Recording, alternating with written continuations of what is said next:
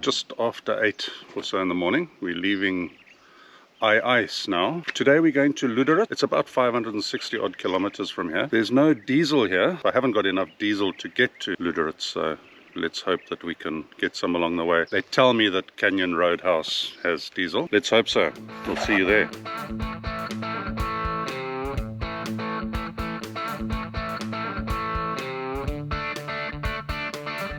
We've just filled up with diesel here at the Canon Roadhouse. You can see it's completely deserted. We're the only people here. The guy that filled us up said that normally this place would be, this parking area would be full.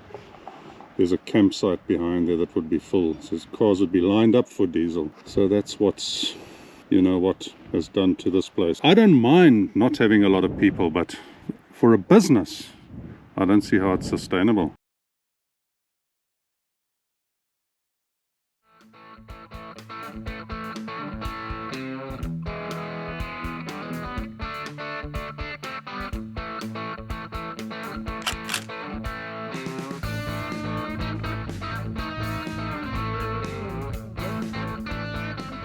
Stopped here at Naute Dam. But the only bit of water we've seen, even the Fish River didn't have much water. You probably can't see it on this video, but there's vines, so there's grapes and a lot of date palms.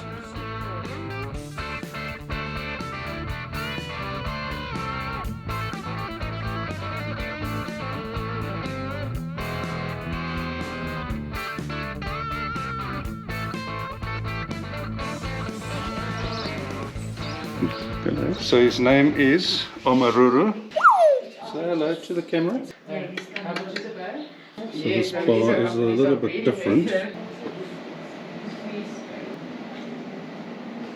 Namibia is very much a place where hunting happens.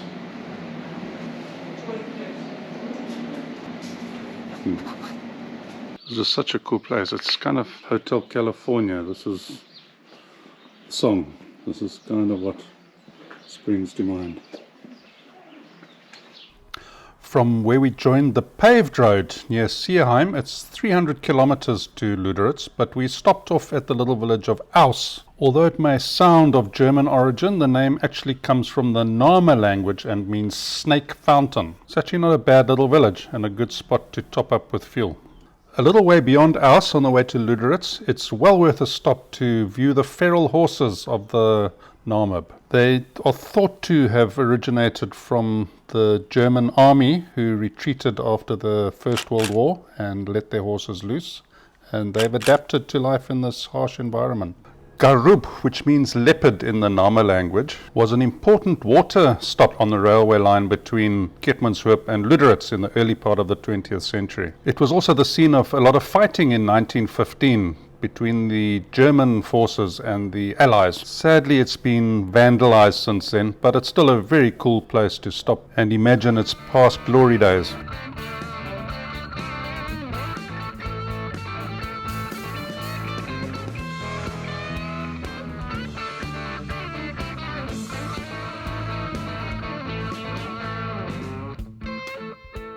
Although Bartholomew Diaz landed in Luderitz Bay in 1487, the town was only established in 1883 by Adolf Luderitz, who hailed from Bremen in Germany. And the German architecture is very much still in evidence. It went through a stage of great prosperity in the early 20th century with the discovery of diamonds, but from the 1920s onwards went into a bit of decline. Main industry there now is fishing and tourism. I'll put a link in the description for more information.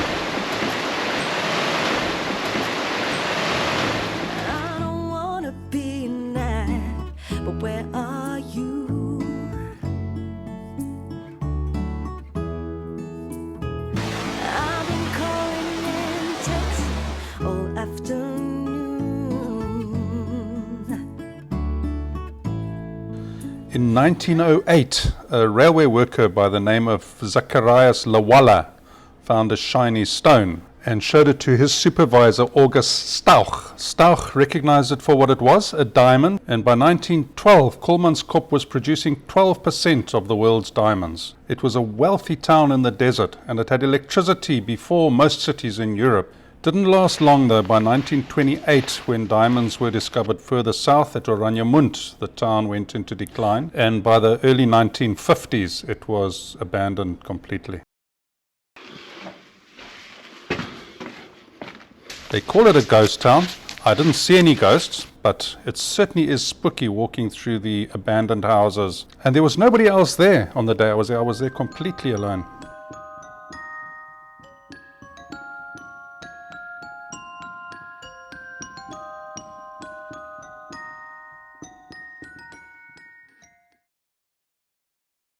The town had a fully equipped hospital with the first X-ray unit in the Southern Hemisphere. It's a really eerie experience walking down those deserted corridors.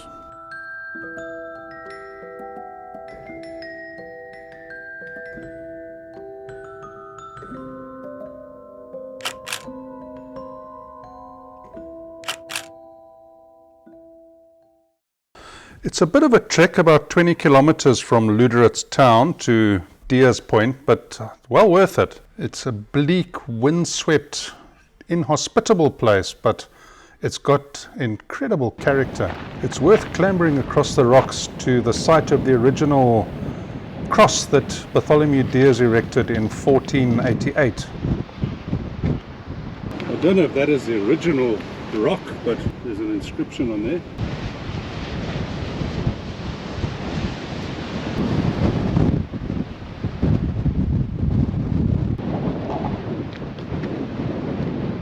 There is a campsite at the point and a little restaurant which was closed when we were there. If time allows, I can recommend taking the long route through Große Bucht. Excuse my pronunciation, German speakers. It's a very cool drive over the dunes, and there's lots of little hidden bays.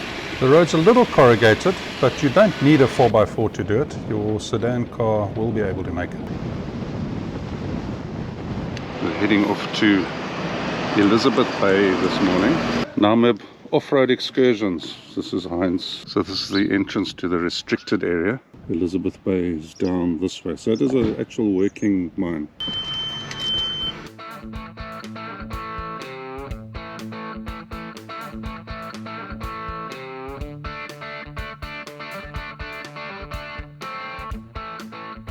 Being a working diamond mine, it's necessary to go to Elizabeth Bay with a guide. And to be honest, in this case it's worth it. I'm not normally a guided tour kind of guy, but you learn so much about the place and the history that you just wouldn't know otherwise. The laborers lived in cramped, almost slave-like conditions, sleeping in tiny cubicles, one on top of the other, and the doors and windows were locked at night so that they couldn't escape.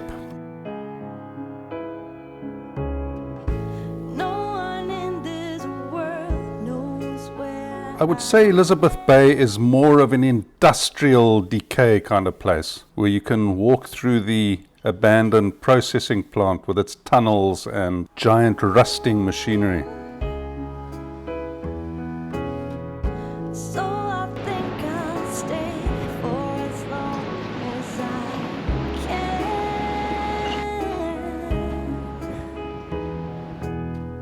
Sure could use Walking around the residential area of Elizabeth Bay, it's quite clear that Kolmanskop is kind of a lot more maintained, and I think it's probably deliberately kept that way for the tourist value. This place has really been left to just decay. You think about the lives that happened here. Mining operation lasted for 9 years. By 1935 it was gone. There's so much to the place. I'll do a full-length video on Elizabeth Bay in the coming weeks. Coming up next though, Sossusvlei. Definitely one of my favorite places in the world. I'll catch you there next Sunday.